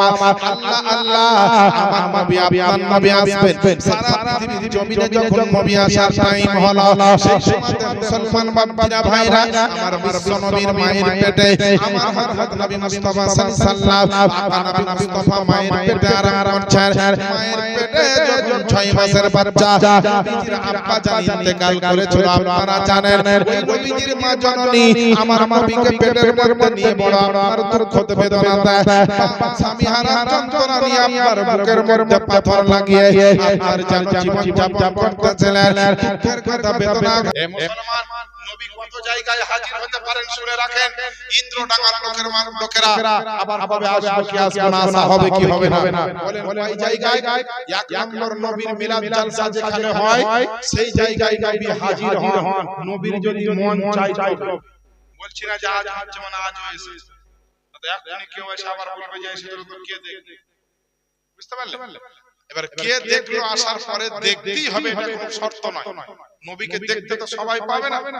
হ্যাঁ, তো নবীর মিলাদ জালসা যদি হয় সেখানে নবীর মন পছন্দ হয়, পাক পবিত্র হয়, স্থান তো নবী আসতে পারেন এক জায়গায়। দ্বিতীয় জায়গা হচ্ছে যেখানে নাতে রাসূল নবীর নামে গজল গাওয়া হয় খুব মহব্বতে, সেই জায়গায় নবী এসে হাজির হন নাতে রাসূল শোনার জন্য। জোরে বলে দু জায়গায় হলো।